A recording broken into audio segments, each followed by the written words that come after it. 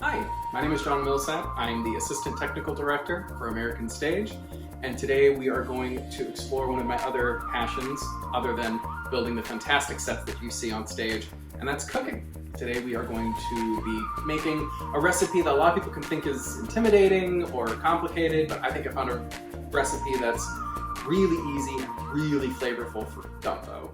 So why don't we go ahead and get started?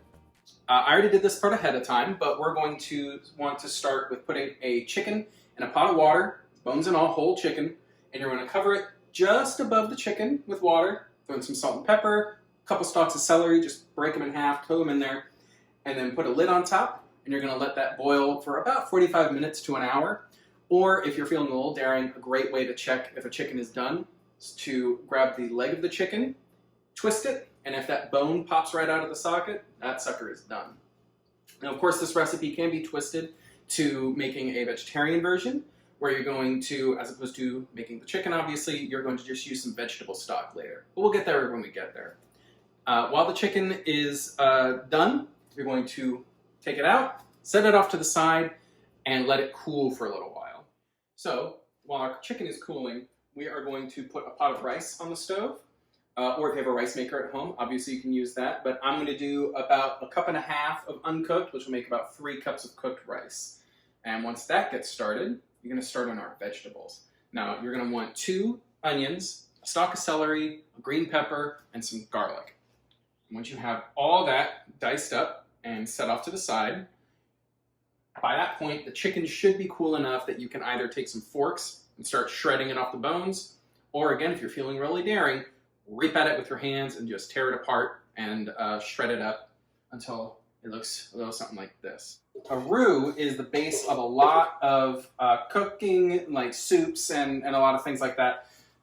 It is a flour and oil mixture. And what you want to do is take, I put about 3 tablespoons of oil in here and about a 1/4 cup of flour. Once the oil is heated up thoroughly, we're going to throw in our flour. And you just want to keep that sucker moving. You want to keep it moving. If it sits too long, it's going to start to burn, and you're going to want to start completely over because that burnt flavor is just going to permeate throughout the entire dish. What you are looking for is for it to turn the color of a nice copper penny, and it's going to start smelling really nutty. Once it gets that nice nutty flavor, it's time to grab our veggies. So once you've got all your veggies coated in that nice roux mixture, you can let those sit for just a little bit, and you want to let those veggies soften. And once the veggies are nice and soft, it'll be time to add in the broth. Now that our veggies are nice and soft, I'm going to reach into our pot here full of our chicken broth or vegetable broth. And we're going to pour in 3 cups worth. Our flavors are starting to marry. We're going to pour in our can of tomatoes. I'm going to grab our bay leaves. I'm going to use 2. Give all that a stir. Yeah. And then, if you like it spicy, like me, I'm going to take Tobasco. We're just going to throw just a couple of kerchunks in there of Tobasco. Now that all that's just stirred in, let's grab our okra. I like using frozen sliced okra. You can, of course, get your own and slice it yourself. Be careful, though. Okra has a sort of sticky substance that comes with it when you chop it. It gets everywhere. I don't like dealing with it. Your frozen chopped okra at the store is going to be just fine. So I'm going to pour that in. So once that's thrown in there, the final steps are to take our chicken,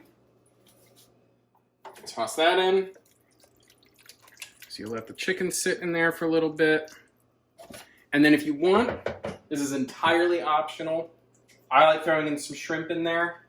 We're going to let this sit for another about 5 or 10 minutes and really let all these pieces now marry together. When it's all said and done, you can serve it over rice, and you are all done. Feel free to throw in some more Tabasco on top if you are like me and like things extra spicy. So when it's all finished, this is your finished product. And now the best part.